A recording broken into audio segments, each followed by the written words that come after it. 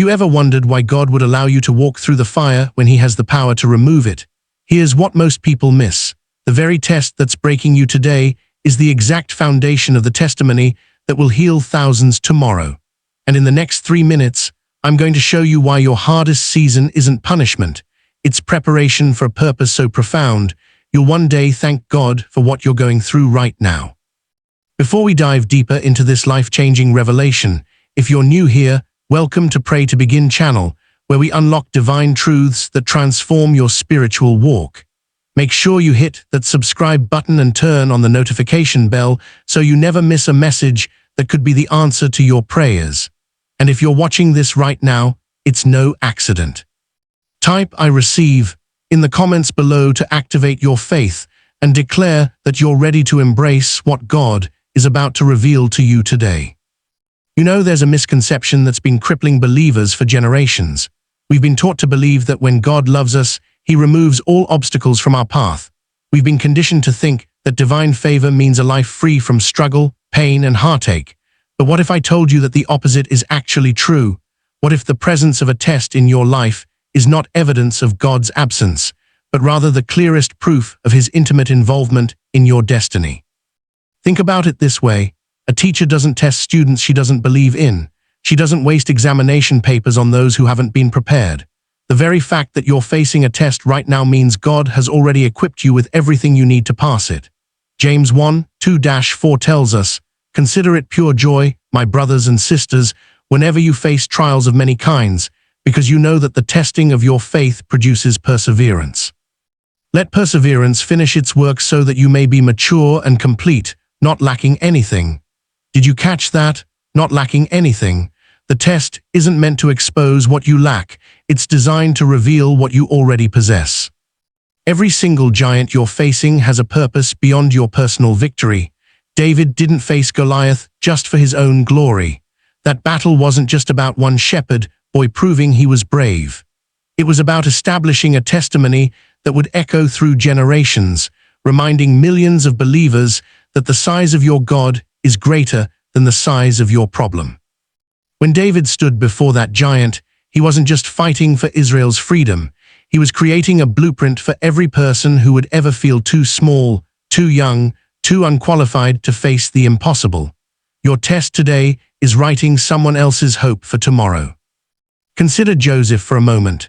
Sold into slavery by his own brothers, falsely accused of assault, thrown into prison for years, forgotten by those he helped. If you were Joseph, looking at your circumstances, you'd think God had completely abandoned you. You'd wonder why righteousness led to a prison cell instead of a palace. But Genesis 50:20 reveals the divine strategy behind the struggle. You intended to harm me, but God intended it for good to accomplish what is now being done, the saving of many lives. Every pit Joseph fell into, every prison he endured, every betrayal he suffered, it was all part of a testimony being written in real time. God was allowing the test because He was already writing the testimony that would save nations. Now I want you to pause and think about your current situation. That job you lost, that relationship that fell apart, that diagnosis that shook your world, that dream that seems to be dying. What if it's not the end of your story, but the middle chapter where the transformation happens? What if God is allowing this pressure because He's about to promote you to a level that requires the strength you're developing right now?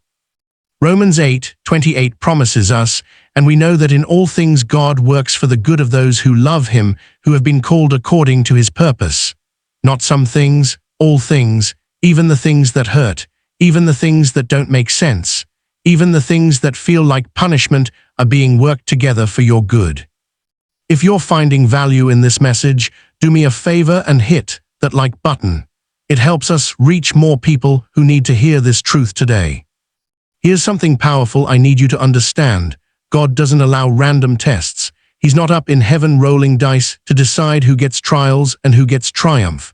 Every test is customized, strategically designed for your specific calling. The intensity of your test is directly proportional to the impact of your testimony. Think about it. Nobody wants to hear the testimony of someone who had a minor inconvenience on a Tuesday afternoon. But when someone survives what should have destroyed them, when they overcome what everyone said was impossible, When they find joy in the middle of unbearable pain, that testimony has power. That testimony changes lives. Peter gives us profound insight in 1 Peter 1:6-7. In all this you greatly rejoice, though now for a little while you may have had to suffer grief in all kinds of trials.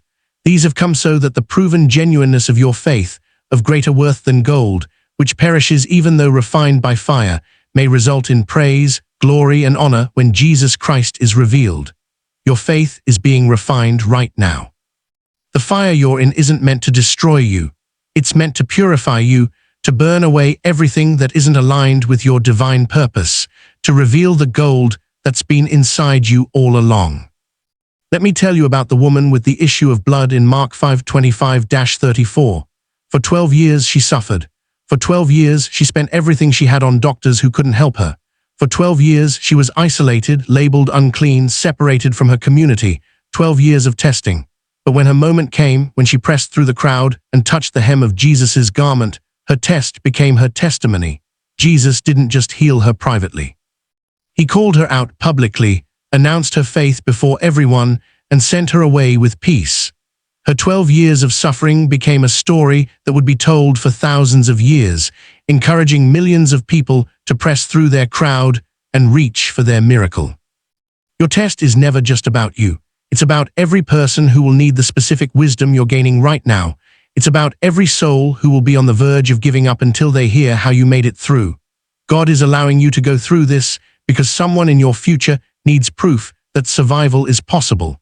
Someone needs to know that betrayal doesn't have the final word. Someone needs to see that cancer doesn't have to be a death sentence. Someone needs evidence that God can restore what was broken, rebuild what was destroyed, and resurrect what was dead. Psalm 66:10-12 describes this process beautifully. For you, God, tested us, you refined us like silver, you brought us into prison and laid burdens on our backs. You let people ride over our heads, we went through fire and water, but you brought us to a place of abundance. Notice the progression. God allowed the test, permitted the prison, watched as burdens piled up, but it all led to abundance. Not just survival, but abundance. Not just getting through, but breaking through to a place of overflow. Now I want to address something that might be troubling your heart right now. You might be thinking, but why does the test have to be so hard? Why does it have to hurt so much? Why can't God just tell me what I need to know without putting me through this pain? Here's the truth. Information doesn't create transformation. You can know something intellectually without it changing you. But when you walk through the fire and come out unburned, when you face the giant and watch it fall, when you endure the storm and still have faith, that's when knowledge becomes wisdom. That's when theory becomes testimony. That's when you don't just believe in God's power, you've experienced it personally. Isaiah 43:19 gives us this promise. See, I am doing a new thing. Now it springs up. Do you not perceive it? I am making a way in the wilderness and streams in the wasteland. God specializes in creating pathways where none exist. He makes streams flow in the driest places. But notice, the new thing happens in the wilderness. The streams appear in the wasteland. Your difficult place isn't blocking your miracle. It's the exact location where your miracle is about to manifest. Take a moment and comment, blessed and ready, if you're declaring that you're ready to see God move in your wilderness. Let's talk about the three-dimensional purpose of your test. First, it's developing your character. Proverbs 17:3 says, "The crucible for silver and the furnace for gold, but the Lord tests the heart." God isn't interested in your comfort, He's invested in your character. The pressure you're under is revealing what's really inside you. It's showing you where your faith is strong and where it needs reinforcement. It's exposing dependencies you didn't know you had and developing a reliance on God that you wouldn't have discovered any other way. Second, your test is positioning you for promotion. In the kingdom of God, the pattern is always crucifixion before resurrection, desert before deliverance, test before testimony. Psalm 105:19 tells us about Joseph. Until the time came to fulfill his dreams, the Lord tested Joseph's character. The dreams were already promised, but the testing was necessary to prepare Joseph to handle what was coming. Your promotion is coming, but the test is ensuring you have the character to sustain what you're about to receive. Third, your test is creating a platform for God's glory. John 9, 1-3 records a moment when Jesus and his disciples encountered a man born blind. The disciples asked whose sin caused the blindness, and Jesus responded, "Neither this man nor his parents sinned, but this happened so that the works of God might be displayed in him." Sometimes your struggle has nothing to do with something you did wrong. Sometimes God allows a situation specifically to showcase his power. Your healing, your breakthrough, your testimony, it's going to be undeniable proof of God's existence and his love for his children. I want you to think about Job for a moment. Job lost everything. His children, his wealth, his health, his reputation. Even his wife told him to curse God and die. His friends accused him of hidden sin. If anyone had a right to feel abandoned by God, it was Job. But here's what most people miss about Job's story. God never stopped being in control. Satan had to ask permission to test Job. There were boundaries set. And through it all, Job's faith, though it wavered, though it questioned, ultimately held firm. And Job 42:10 tells us the result. After Job had prayed for his friends, the Lord restored his fortunes and gave him twice as much as he had before. The test led to double restoration.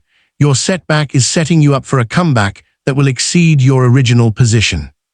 Hebrews 12:11 reminds us, "No discipline seems pleasant at the time but painful.